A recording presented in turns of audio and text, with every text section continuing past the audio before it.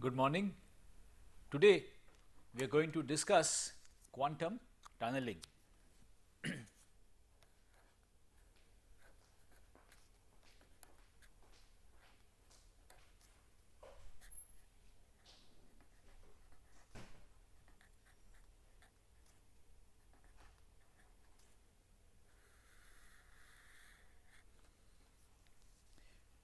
We have a particle which is free to move along the x axis,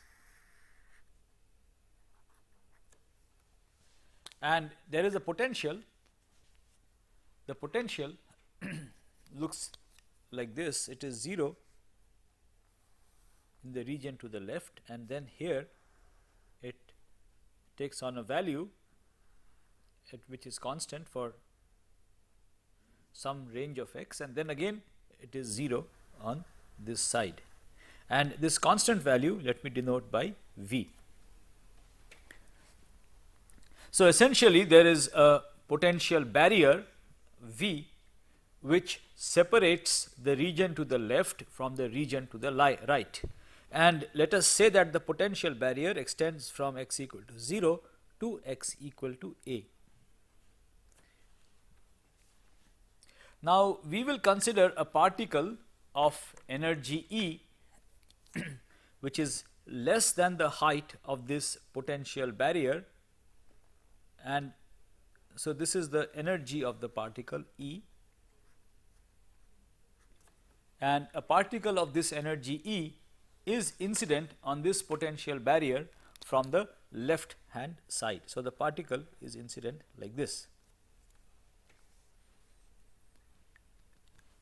Now, if you were to analyze this situation using classical mechanics, where we had a potential barrier V and there was a particle incident from the left hand side whose energy was less than the potential V, in classical mechanics we would expect that the particle would get reflected back. It would not be able to overcome this potential and reach the other side. The particle would get reflected back. So, if it were a macroscopic particle whose description is well described, whose behavior is well described by classical mechanics, what we could say is that definitely for sure the particle would come up to the potential barrier and then get reflected back. It would not be able to overcome this potential barrier. But what happens in quantum mechanics? That is the question that we are interested in. So, in quantum mechanics, if you are dealing with microscopic particles, you have to apply quantum mechanics, and for microscopic particles you have to use a wave to describe the particle. So, we have to write down a wave for the particle in this region. We will refer to this region as region 1. We have to write down a wave for the particle in this region, which we will refer to as region 2, and we will write down a wave for the particle in this region, which we shall call region 3. And we have already seen that if I have a particle of energy E less than the potential, and if it is incident on a step potential like this, this is a step potential, we have already discussed this. We have seen that the wave corresponding to this particle is going to penetrate inside this to some extent. So, in today's lecture we are going to see what is the consequence of this. So, what happens in such a situation in quantum mechanics? The left hand side, the region 1, in region 1 the particle is essentially free because there is no potential in region 1. So, let me write down the wave function in region 1 where the particle is essentially free because the potential there is 0. Let me indicate that here, or no, it is not required to indicate it. So, in the region 1 the particle is essentially free because the potential is 0, and I can write down the wave function in this region. The wave function in this region psi 1 x t is going to be e to the power minus I e t by h cross. The time part is going to be e to the power minus I e t by h cross.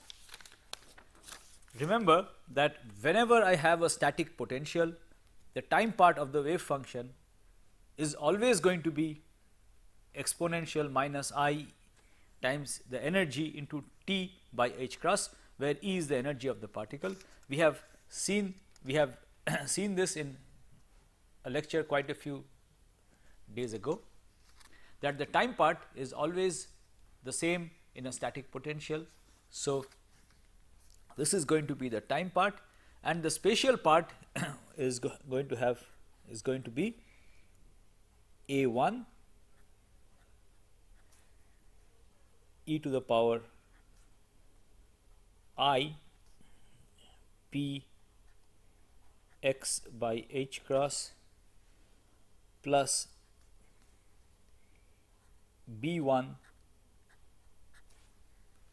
e to the power minus I p x by h cross. So, the spatial part of the free particle wave function could have two parts. The first part, when I combine with the time part, we can see that it is a right propagating wave. The second part, when I combine with this, we can see that it is a left propagating wave. So, the term with A1 is a right propagating wave. It represents a particle going to the right. The term with B1 is a left propagating wave. It represents a particle going to the left. So, the term B1 represents a particle going to the left.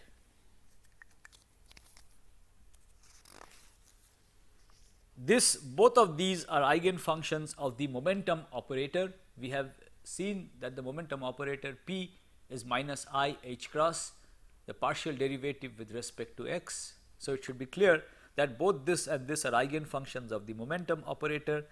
When you act with the momentum operator on this, so when you act with the momentum operator on this, let me do it for you here. P, let me write out this part separately.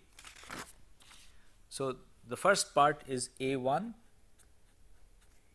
e to the power minus I by h cross E t minus p x.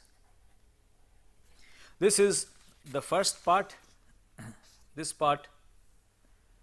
So, you can see that this is a right propagating wave.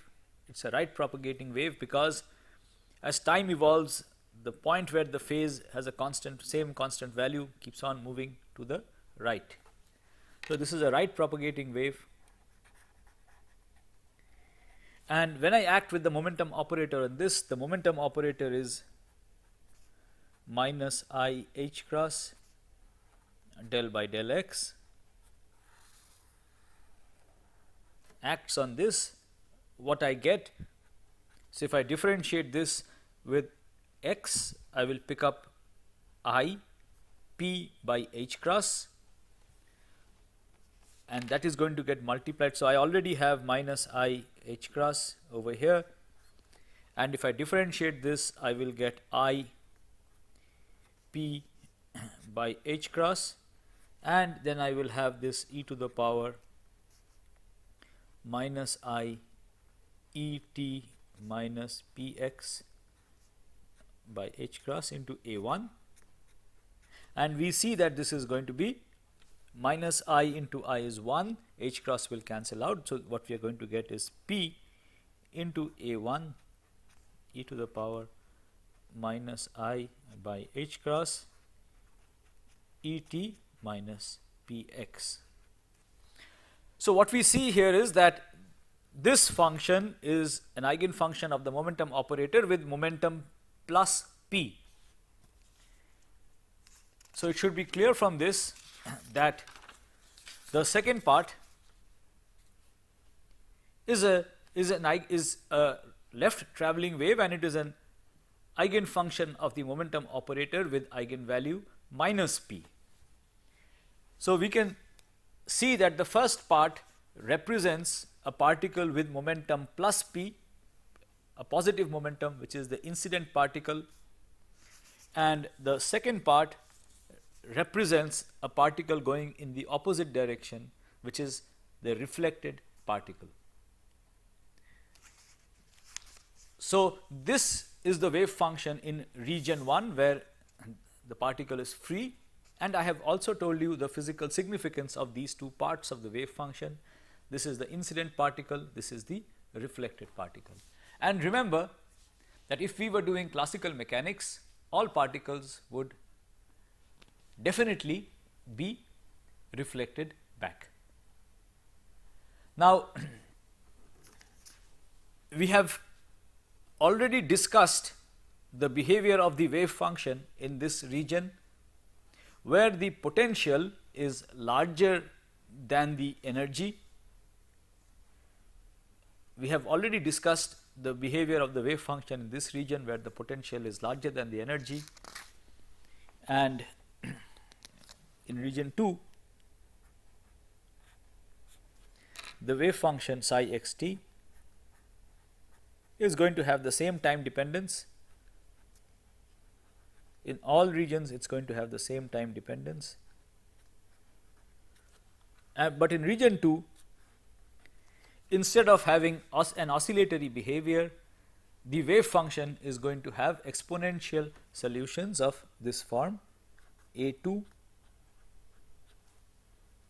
e to the power minus q x by h cross plus b2 e to the power plus q x by h cross. There are two possible exponential solutions in this region, and they are e to the power minus qx by h cross and e to the power plus qx by h cross. Let me also tell you what these p and q are. We have discussed this in earlier lectures. Let me remind you what p and q are again. So, p is the momentum of the particle in the region where it is free, and this is 2m(e). So, the constant p which appears in the wave function in this region can be interpreted as the wave function, as the momentum of the particle in the region where it is free, and in this region the momentum is 2m(e), the square root of it, and q is square root of 2m v minus e. Q is to be used in the region where v is greater than e, and q is the square root of 2m v minus the difference in the potential and the total energy of the particle, and it is this q which appears in the wave function in region 2. Now, let us ask the question, what is the wave function of the particle in region 3? There are three regions. The particle is free here, it is also free here, and it is under the influence of this high potential barrier in this region, region 2. So, in region 3 also the particle is free, and we have already seen the free particle wave function. So, it is going to be the free particle wave function in region 3 also. So, I can write down what the wave function is going to be in region 3.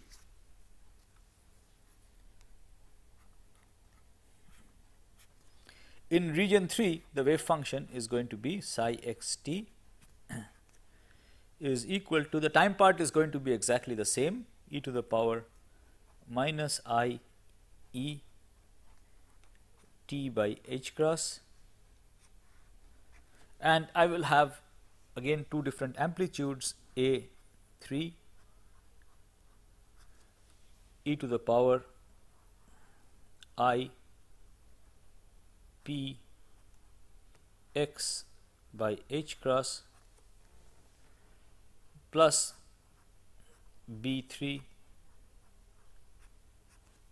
e to the power minus I P x by h cross.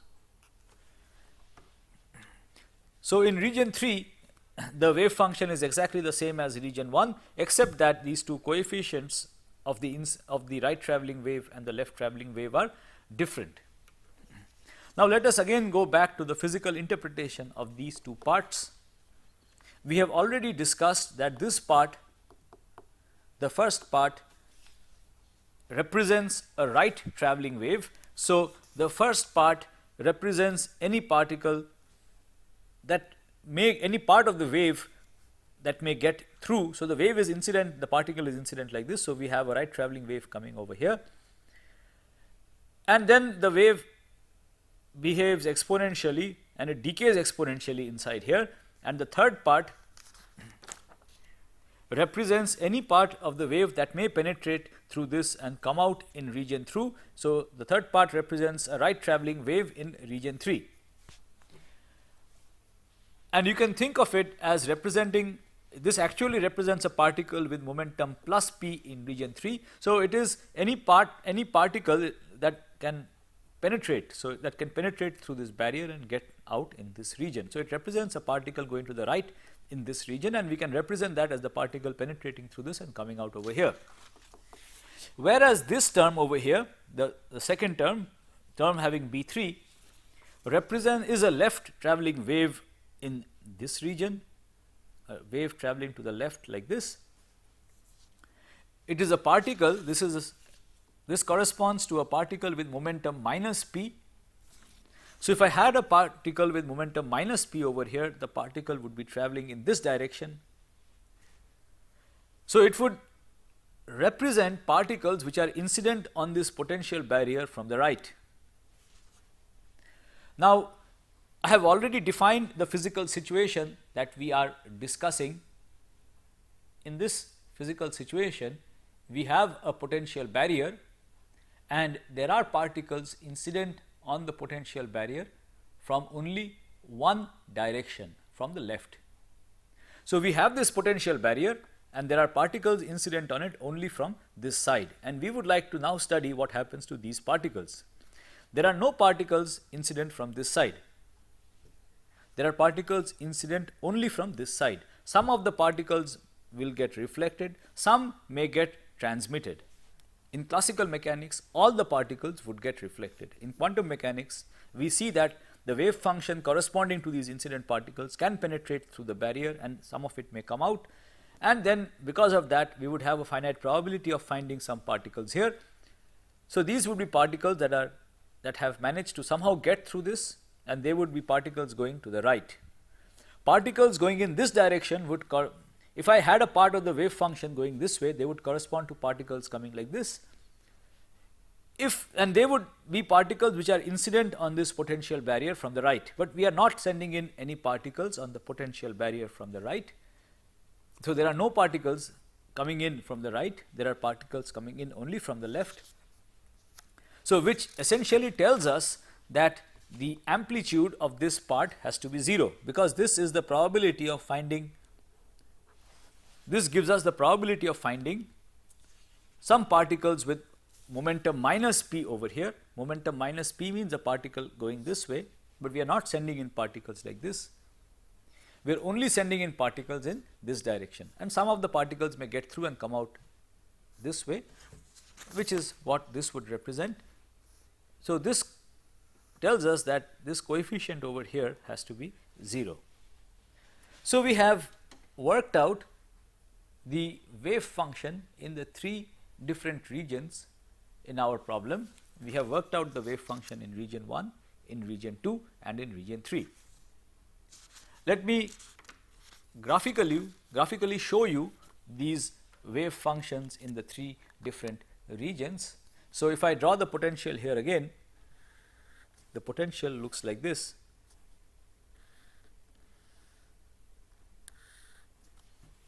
And what we see is that on the left hand side we have a plane wave solution with two possible parts, one representing a particle which is incident, this representing a particle which is reflected. The main point is that we have plane wave solutions whose wavelength is determined by P. So, we can schematically show that like this, that we have a plane wave solution in this region, region 1. Now, in region 2, we see that the wave function behaves exponentially, and what we would expect if is that the wave function actually decays exponentially. So, in region 2, the wave function goes, some part of the wave function manages to penetrate into region 2 where the potential is higher than the value of the energy, and the wave function in this region decays exponentially. And then in region 3, we again have oscillating solutions. So, we have oscillating solutions here again, we have oscillating solutions here again, but the amplitude of these oscillating wave functions here is going to be much less than the amplitude of the wave function here, because the wave function decays exponentially inside this, and then finally some of it does manage to come out onto this side. So, what we see is that in quantum mechanics there is a finite value for the wave function in region 3, it is not going to go to 0 abruptly, and if you have a wave function, finite wave function in this region, then there is a probability, the modulus square of the wave function in this region tells us the probability of finding the particle in region 3. So, there is a finite probability of finding a particle in region 3. So, in quantum mechanics, when there are particles incident from this direction, there is a finite probability of finding some of the particles in region 3. So, some of the particles can get through this potential barrier, and you may find them in region 3. There is a probability, and this phenomena is what is known as quantum tunneling. The analogy here is like a hill. If I have a hill on the surface of the earth, the hill represents a potential barrier. If a particle has to cross this hill, let us say that there is a car which would like to go over the hill, then there are two possible ways which would like to get across onto the other side. There is a hill over here. The analogy is as follows: say on the surface of the earth there is a hill like this, and there is, let us say, a particle over here. We would like the particle to get to the other side. There are two possibilities. One, you give the particle sufficient kinetic energy so that it can roll over and get over there. The other possibility is if you have a tunnel which goes through this. So, then if the particle can go through this tunnel, it does not require to have enough kinetic energy to get over, and the particle can then go through this tunnel and reach the other side. If you have travelled by train to Mumbai, for example, you will find that there are quite a few tunnels on the way, and these tunnels basically make it easier for the train to get to Mumbai, because there are quite a few hills in the Western Ghat, and it would require enormous amount of energy to overcome to get to the top of the hill and then come down, and this can be avoided if there is a tunnel through the hill. So, it is as if a particle which is being sent on this potential barrier, the particle which is being sent here does not have sufficient energy to go over this barrier, but when you use quantum mechanics to analyze such a situation, you find that there is a finite probability that the particle may get through to the other side. This arises because you have now a wave description, and there is a possibility that a part of the wave actually penetrates through, because in this region the wave function does not abruptly go to 0, it decays exponentially. So, there is, and then once it comes here, again you have this oscillating solution. So, there is wave function in this region, which tells you that there is a probability that even if you have incident particles here with energy less than the potential, there is a finite probability that you can find this particle on the other side. So, it is as if the particle has got through by making a tunnel, by somehow tunneling through this potential barrier, which is why this is referred to as quantum tunneling. Now, the quantity of interest is to which we would like to calculate is the probability of finding the particle on the other side. So, we are sending in particles from the left, and the question that which is of interest is what is the probability that of finding this particle which is incident from here, what is the probability of finding it in this region? What is the probability that it gets through the barrier, which we can refer to as the tunneling probability. So, we have incident particles coming in. What is the probability of finding the particle in region 3? This is the question that we are interested in. And how shall we address this question? Let us go back to the wave function in the 3 different regions. So, this is the wave function in the 3 different regions. This represents the incident particle, this represents the reflected particle, and this represents the particle that tunnels through and is found on the other side of the barrier. So, the probability of finding the particle on the other side is there in the coefficient, is in the amplitude of this part of the wave function. The larger this amplitude, the more is the probability of finding the particle on the other side of the barrier. So, this is the amplitude of the incident wave, this is the amplitude of the transmitted wave. The ratio of this amplitude essentially tells us we will get the probability amplitude from the ratio of these 2 amplitudes. The reflected wave amplitude is there in this. So, we will get the probability of the particle getting reflected from the ratio of these 2 amplitudes. How we will get it, we shall discuss later. Now, the question is how do we determine these coefficients which have been unknown till now. Remember earlier when I discussed potentials, step potentials, I did not go into the issue of how to relate the coefficients on the 2 sides, and I had told you that I shall be taking it up later. So, let us now discuss how to relate the coefficients, these amplitudes of the different parts of the wave on the 2 different sides of the potential, step potential. So, the governing principle is that whenever we have a step potential like this, whenever we have a step potential like this or like this, the value of the wave function should, on the left hand side, should match the value of the wave function on the right hand side. So, the wave function should be continuous across this step in the potential. So, let me write down the boundary conditions.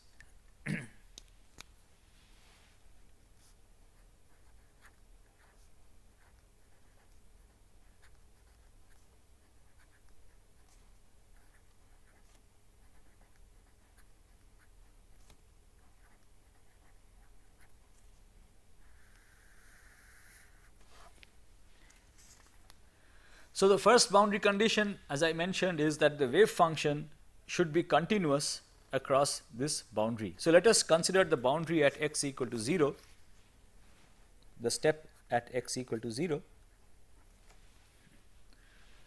and the value of the wave function on the left hand side, psi 1 x t at x equal to 0 should be equal to psi in region 2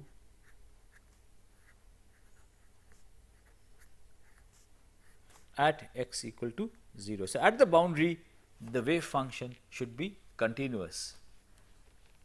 Also, the first derivative of the wave function, first spatial derivative of the wave function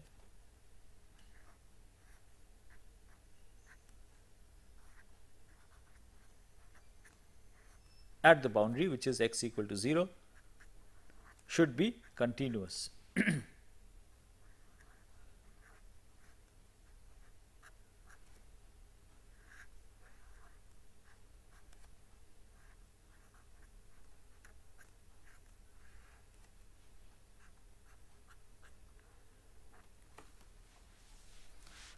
So, whenever we have a boundary, whenever we have a step in the potential at any boundary, any such boundary, the wave function and its first derivative should be continuous. So, this is one region, this is another region, we have two different waveforms of the wave function here and here. At this interface, at this boundary, the wave function and its first derivative should be continuous. Now, you may ask the question, why should the wave function and its first derivative be continuous? Why not the second derivative? Why not require that the second derivative also be continuous, the third derivative also be continuous? The reason why we require only the wave function and its first derivatives to be continuous, and the reason why we require this is because the wave function is governed by the Schrodinger differential equation. The Schrodinger differential equation, remember,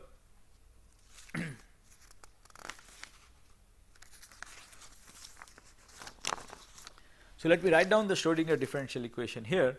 The Schrodinger differential equation is I h cross del by del t of psi is equal to minus h cross square by 2m del square del x square psi plus v x psi. This is the Schrodinger wave equation which governs this wave function, and this equation has to be satisfied at every point. Now, the potential changes abruptly at the boundary, but this equation has to be satisfied everywhere. Now, let us first take the time part. The time part is the same throughout. The time part of the wave function is the same throughout. So, we really do not have to bother about it. We have to be concerned about the spatial part. The spatial part is different in region 1 and region 2. We are considering the boundary between these two. The spatial part is different in these two regions, and here we have the second spatial derivative. Now, to evaluate the second spatial derivative at the boundary, we need to first evaluate the first spatial derivative at the boundary, the first derivative with respect to x. Now, if the function psi has different values on the left hand side and the right hand side at the boundary, if it has a different value at the left and the right hand side, if it is discontinuous, then you cannot evaluate the first derivative. The function has to be continuous for the first derivative to be defined. So, the fact that you have to evaluate the first derivative at the boundary tells us that this boundary condition has to be imposed, this has to be satisfied. Now, you not only do you have to evaluate the first derivative, you also have to evaluate the second derivative at every point, so also at the boundary. To evaluate the second derivative, the first spatial derivative itself should be continuous. You cannot differentiate a function that is not continuous. So, in order that the second derivative is well defined, you require the first derivative to be continuous at the boundary. It is continuous elsewhere. You also require it to be continuous at the boundary, which is why you have to also impose this boundary condition. So, we now have two boundary conditions which have to be imposed at all boundaries. The time part is guaranteed to satisfy this. It is the spatial part that we have to be concerned about. So, we have to impose these boundary conditions, and it is these boundary conditions that is going to tell us how the coefficients, the different on the two different sides are related. You have two different boundary conditions, and these two different boundary conditions are going to allow us, in principle, if I look at the interface between this region and this region, these two different boundary conditions will allow me in principle to eliminate A2 and write it in terms of A1 B1. It will also allow me to eliminate B2 because there are two boundary conditions. So, I can eliminate A2 and B2 and write them in terms of A1 and B1. Similarly, if I look at the boundary between region 2 and 3, I can eliminate B3 and A3 and write them in terms of this. So, finally, I can express the coefficients in all three regions solely in terms of the coefficients in region 1. So, there are two unknown coefficients which are going to be there, only two unknown coefficients. All the other coefficients can be expressed in terms of these. So, this is what we are going to do in the rest of the exercise. We are going to find relations between these coefficients, and then finally, we are going to use this to calculate the probability that the particle can get through this barrier. The probability that the particle can get through this barrier is going to be decided by the ratio of this coefficient to this coefficient. In doing this calculation, we are going to make a simplification, and the simplification that we are going to make is as follows. We will assume that the potential V is much larger than the energy. So, we are going to assume the height of the barrier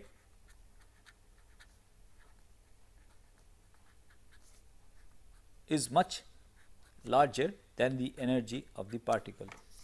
So, in this picture, we will assume that this V, this height of this potential, is much larger as compared to this energy of the particle. We will make this assumption.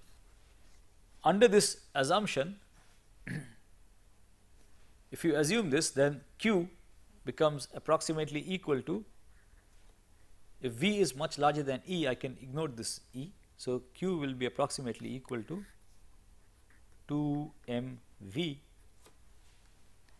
and the ratio P by Q is now equal to the square root of E by V, and since we have assumed that V is much larger than E, this ratio is much smaller than 1. So, in our calculation, we are going to make this assumption throughout, not that this assumption is essential to calculate tunneling probabilities, etc. Such tunneling calculations can be done in a very general situation where the potential energy is comparable to the energy of the particle. It can also be done in a more general situation where we do not have a step barrier, but we have something more general which looks like this, and the particle has a smaller energy. But for mathematical simplicity, we shall make these assumptions. We shall assume a step barrier, and we shall assume that the energy is much smaller than the height of the potential. The potential is much larger than the energy of the particle. So, it is a very high barrier. We are going to make these two assumptions. These two assumptions make the calculation a little simpler. So, with these assumptions, we now have to apply the boundary conditions, and that will allow us to relate these, give us relations between these coefficients. So, let us write down the boundary conditions, one for the boundary between region 1 and 2 and another for the boundary between region 2 and region 3. So, let me write down these boundary conditions. So, we have written the boundary conditions. I shall refer to this as boundary condition 1. I shall refer to this as boundary condition 2. So, let us apply these boundary conditions first to the boundary at x equal to 0, the boundary between region 1 and 2.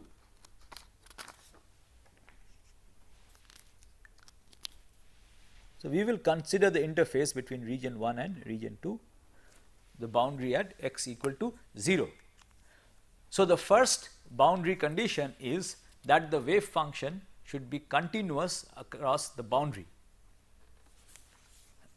So the first boundary condition is that the wave function should be continuous. So at x equal to 0, psi 1 should be equal to psi 2. We really do not have to bother about the time part because they are already the same. So we have to set x equal to 0 here and here. Time part is the same, so it cancels out. So let us set x equal to 0 in psi 1. So what it tells us is that a1, if I set x equal to 0, this becomes a1, this becomes b1.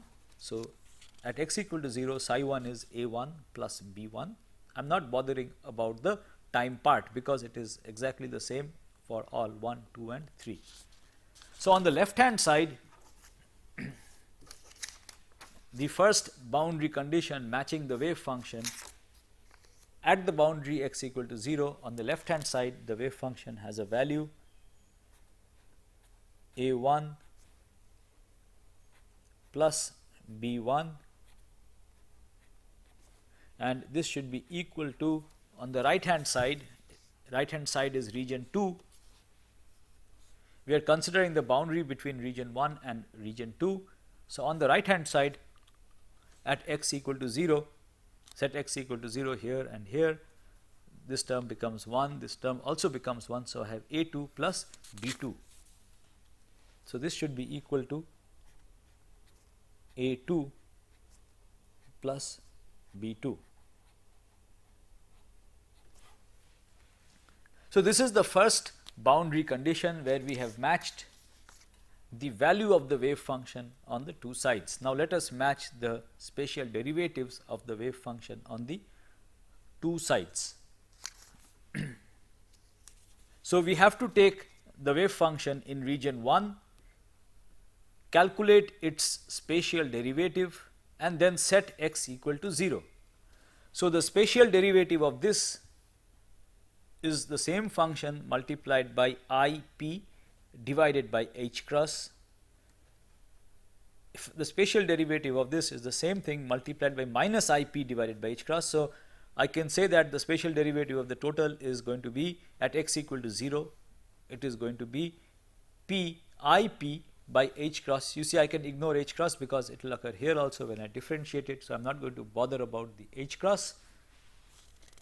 So the spatial derivative of the left hand side at x equal to 0 is going to be I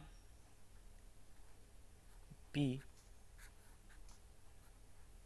a1 minus b1 is equal to the spatial derivative of the right hand side is going to be the spatial derivative of this is going to be minus q by h cross into this, and here it is going to be plus q by h cross. So if I take the minus q common outside, I will get a2 minus b2. H cross is being cancelled out from both here and here. So this is equal to minus q a1 minus a2 minus b2. So this is the spatial derivative of the wave function on the right hand side, this is the spatial derivative of the wave function on the left hand side of the boundary between 1 and 2.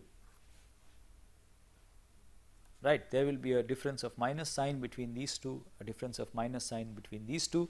I have taken minus q common outside after differentiating, so this becomes a2 minus b2. I have taken ip common outside after differentiating this, so this will be a1 minus b1, and this is the condition that I get.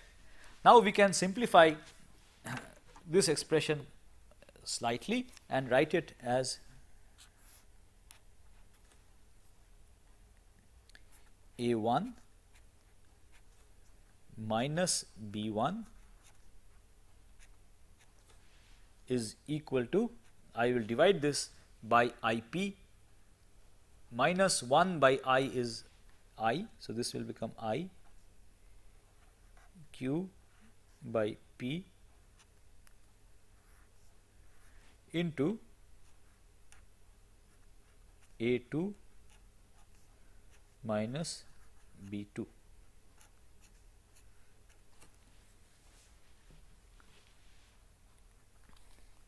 So this gives us relations between A2 and B2 with A1 and B1, and we could, it is quite obvious that we can solve both of these and get A2 in terms of A1 B1. We could also get B2 in terms of A1 B1, which I had told you we could do, but we will not do this right now. Let us look at the other boundary that we have in this problem. In this problem we have two boundaries, one over here and the other over here.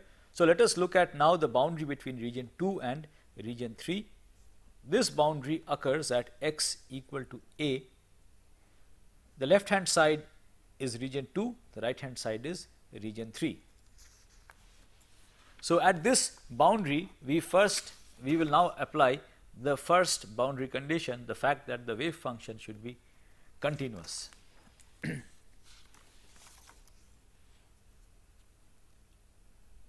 At x equal to a, psi 2, what is the value of psi 2 at x equal to a? Psi 2 at x equal to a, so we have to set x equal to a here, x equal to a here. So let me write it down. We are looking at the boundary at the interface at x equal to a, and matching the boundary conditions, the left hand side, on the left hand side we have a2 e to the power minus q a by h cross plus b2 e to the power q a by h cross. These are the two terms at x equal to a, and this should be equal to the wave function at x equal to a in region 3. So in region 3 we will have a3 e to the power I p a by h cross plus this term is 0, so we really don't have to bother about it. So this term, this should be equal to a3 e to the power I p a by h cross. So we have applied the first boundary condition at the boundary x equal to a. This is the interface between region 2 and region 3. Let us now apply the second boundary condition. The second boundary condition is the requirement that the derivatives should be same on the left and the right hand side.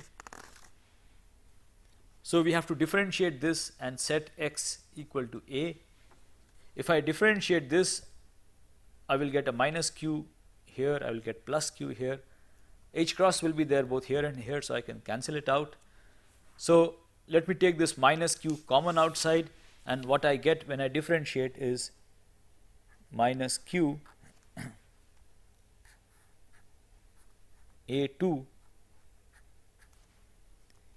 e to the power minus q a by h cross minus b2 e to the power q a by h cross is equal to, if I differentiate the right hand side, if I differentiate this wave function in region 3, so this I should denote 2 here.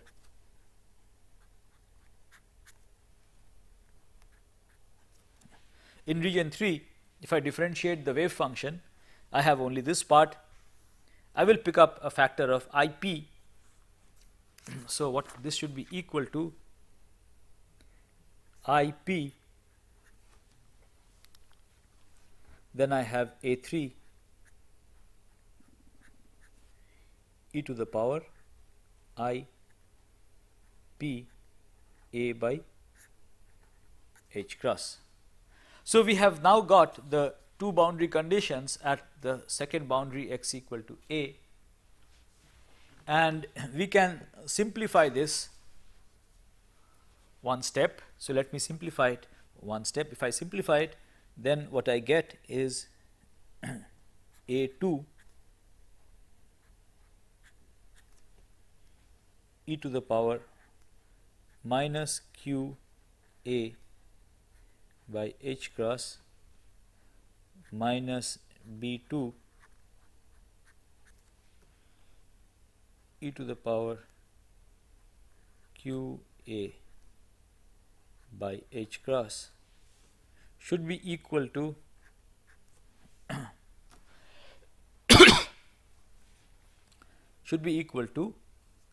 minus I p by q a3 e to the power I p a by h cross. So, this has been obtained from this. It is exactly the same, just that we have taken this factor of minus q onto the other side. So, we now have two boundary conditions at the boundary x equal to a, and again we can eliminate the a3 here and write it in terms of these. We shall so what we have done now is that we have a free particle wave function here, we have the solution in this region and we have the solution in this region. We have to match the boundary conditions at this boundary and this boundary. The boundary conditions are two. The wave function should be continuous, its first derivative should be continuous. At the boundary x equal to 0, we have these two conditions. At the boundary x equal to a, we have these two conditions. In tomorrow's lecture, I will take these boundary conditions and use them to calculate the probability that the particle can tunnel through this potential barrier. That is what I am going to take up in tomorrow's lecture.